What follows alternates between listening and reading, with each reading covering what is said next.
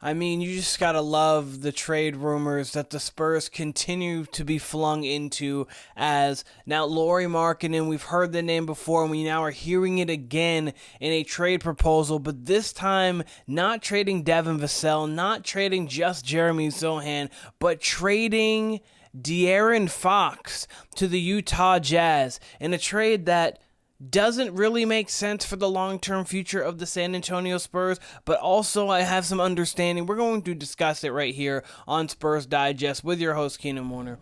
And if you guys haven't yet, make sure you guys take a Spur of the moment to get every Spurs moment by hitting that free subscribe button so you don't miss all the great content we have coming for you. But let's get into it real quick. Spurs trade pitch moves De'Aaron Fox for $195 million forward. That's a lot of money. De'Aaron Fox is due a lot of money too, and obviously in today's NBA, we just saw Shea, J-Dub, and Chet all get 240 plus. So the league's now going to be a highly financial league. Victor Wembanyama and the San Antonio Spurs is the future face of the NBA, and it's tough to deny that. However, at some point, Wemby will have to do some winning. Despite the losing not being on him, the Spurs have done an excellent job assembling a strong young team around him, but they still need to add more.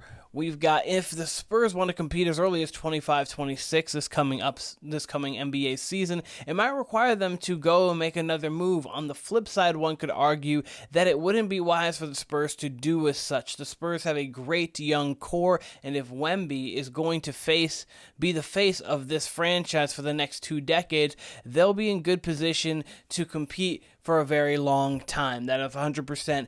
They have the opportunity to make a move. In the Spurs, I think they could be one of the teams that actually make a deadline kind of move. They have a lot of young talent that they have accrued, a lot via the draft, obviously the De'Aaron Fox trade last year, and then you've had people progress within your roster, and obviously trading for picks and such, although draft balls, lotteries falling your way.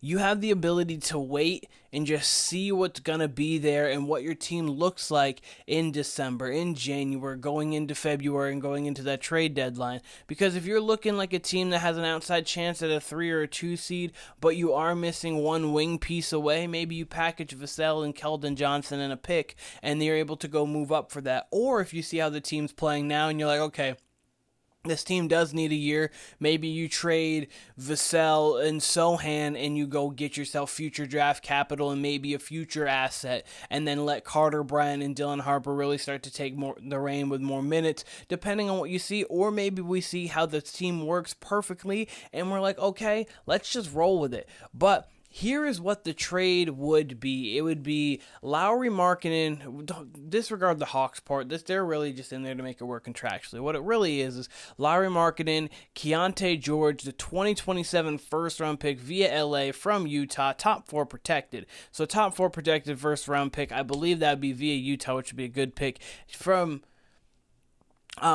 to the Spurs, and then to the Jazz, we would be sending De'Aaron Fox, Jeremy Sochan, the 2027 first-round Atlanta pick, which is fine now. Okay, so we understand that Atlanta pick, as it was a really highly touted pick a couple years back, it's now the more and more the Hawks are making moves in the Eastern Conference. It gets a little weaker. That 2027 pick doesn't look as good. The 2029 Spurs unprotected, we should be really good in that season, and a 2029 second-round pick via Atlanta as well. So to get into these players, let's just talk about these players for a moment. Obviously, you've got De'Aaron Fox would be the guy that we'd be getting rid of. 23.5 points, 4.8 rebounds, 6.3 assists. And the thing with De'Aaron Fox is, obviously, we didn't trade for De'Aaron Fox to move him within a year, but we also didn't expect to have the number 2 pick, and you can't operate like you're going to get the number 2 pick. When we traded for De'Aaron Fox that day, we all thought to ourselves,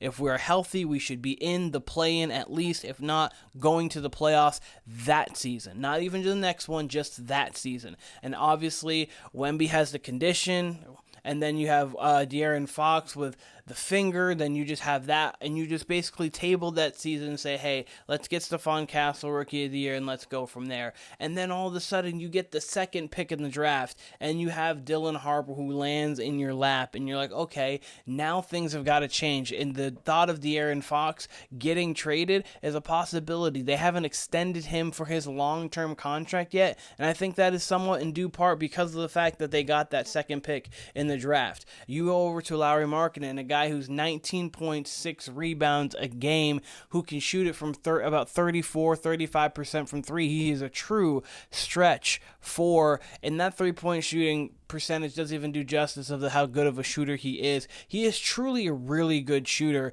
and someone who could add a lot offensively to the San Antonio Spurs. But the thing about the Spurs is we just got Kelly Olynyk. Is Kelly Olynyk a much lesser version of Lauri Markkanen? He is, but at the same time, we did just get him, and we got Luke Cornett. You could trade it in because we are guard heavy, and we do have a good guard depth, and you'd be basically having him sub in for where the Jeremy Sochan place was. But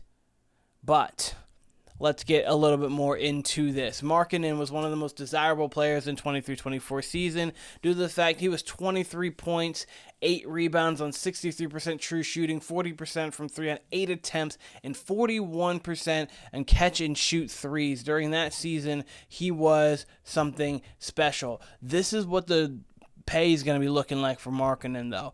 You see, obviously, that's why you got to give up Fox, too, is because Fox is going to be due a contract that's going to look similar to this, but 46, 46, 49, 53. Now you're getting into Stephon Castle's second contract. You're already into Wemby's rookie extension with this deal, so that's another thing that they've got to worry about. Obviously, the cap's going to be going up every single year, so you're going to have more money and more room to play with, but at the same time, a contract like that, especially towards the back half when he might have a little bit of return on the diminished return on investment when 27, 28, 29, with the fact now that he is 28 now, so in 4 years, 32, 33, is he going to be the same exact player he is today? He could be. We know plenty of players are 32, 33. That's Anthony Davis is around that age, but he also could be a lesser version of himself going into that.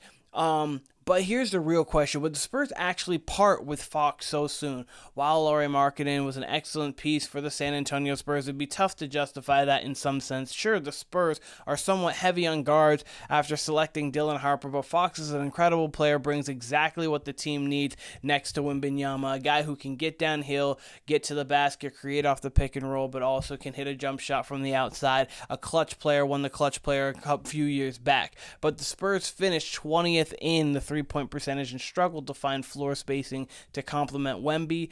Swapping Fox for Markkanen would fit better to their roster, and he'd be an instant to start at power forward, which improves the depth because they can bring Barnes off the bench they added. And so overall, the outlook with this trade in 25-26 regarding the Spurs might next season, some have suggested that it'd be a very good team. This includes ESPN, which recently noted they traded Brandon Wesley for Olynyk. The subtext here for the San Antonio Spurs is pretty much this. If they're getting serious about winning in 2025-2026, that meant no more room for developing Brandon Wesley for the picks in 2022, and that's what the Spurs are showing. They're showing how they really want to get into the playoff conversation next year. They have a team that can do that now. Does this Lauri Markkanen move maybe work now? Yes, but I also think it's a premature move on something that we don't need to do. We don't have to push the envelope. We have everything that we need to at least go see and evaluate the talent on what we have. Let's see how good Dylan Harper is. Maybe by mid-December, we see how he's better than advertised, and we're like, oh wow, this guy is competing for Rookie of the Year with Cooper Flagg, even though he's playing off the bench. This guy is showcased, like, we need to get him in the lineup now.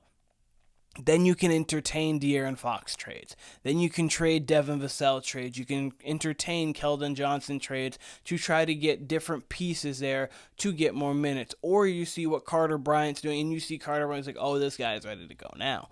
Okay, so then we can entertain these trades of these other veteran guys that we have on our roster who have been there for 3, 4, 5, 6 years, or De'Aaron Fox, who may have not been there for 1 year but is a veteran who is kind of now he's either a piece who is going to really be along for the ride or a piece that kind of is unnecessary but can get you a great return on some players. And so the last part that I want to do, this is what the depth chart looks like right now. This is what has been floating out right now for what the depth chart's going to be. If you add Lauri Markkanen into the roster, they're also getting Keyonte George. Keyonte George, just for people who don't know, a guy who put up 17 points, 4 rebounds, and 6 assists last year. He was a 34% three-point shooter, 39 from the field. He is a solid guard, so as a backup guard, this guy can also get you a bucket too and help run a second unit, which is another piece to that puzzle in that trade.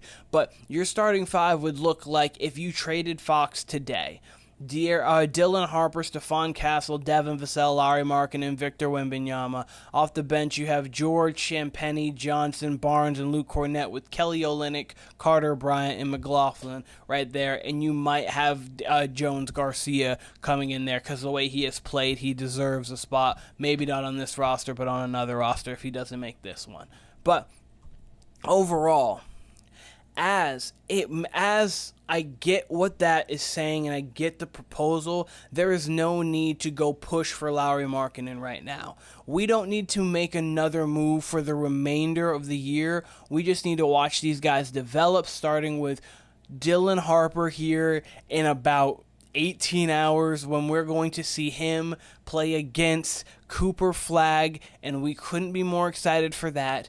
Hopefully he is playing. I know that he is up in the air still with the groin, but if he is playing against them, we need to wait for him, for Carter Bryant, and when we see how Stephon Castle looks in year 2, how Wemby looks in year 3, how Jeremy Sohan's looking nearing the end of his rookie deal, and we go from there. Can Devin Vassell get back to that defensive prowess that we thought he was going to have coming off of that little foot injury that started the season rough and he started to end the season better?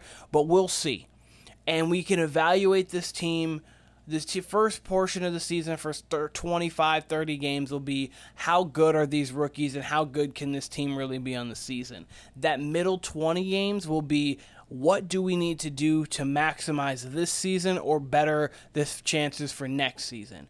And then that last 30 or 40 games is going to be playoff push, how high can we really climb up, or what is it going to be looking like, what do the Spurs need to do moving forward. But let me know what you guys think what the Spurs might need to do moving forward. Would trading De'Aaron Fox be a move, and do you like Lauri Markkanen coming in for that, or do you think we should just stay pat, wait until we have until we have more insight on what we should do with our future? But this has been Spurs Digest with your host, Keenan Warner. I appreciate all of you guys, and I'll be seeing you guys very soon.